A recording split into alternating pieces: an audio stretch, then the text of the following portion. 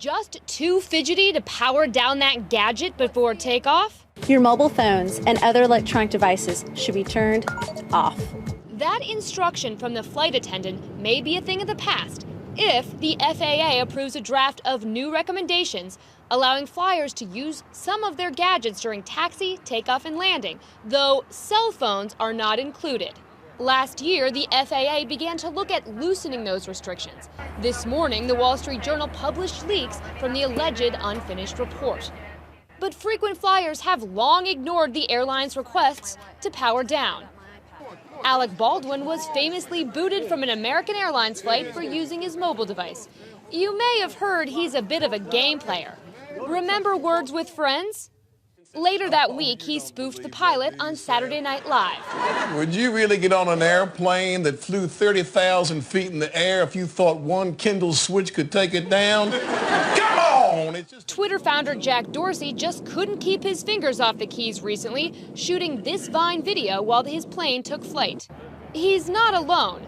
A survey by the airlines showed 30% of us accidentally fail to turn off our portable electronic devices, or PEDs. The long and the short of it is we're going to be able to use our PEDs in the not too distant future. Mary Kirby is the editor of the Airline Passenger Experience Association. There's guidance that's been out there for years. The airlines have just been essentially waiting for the FAA to make its position clear. The FAA is about to do that, and then the airlines will have guidance. However, the reality is that it's going to take some time because then these aircraft are going to have to be tested to make sure that they're PED tolerant. A 2010 report found 75 instances of PED interference with airplanes, which amounted to just one incident in every 280,000 flights. The FAA acknowledged changes may be afoot, saying today, "We tasked a government industry group to examine the safety issues and the feasibility of changing the current restrictions. We will wait for the group to finish its work before we determine next steps."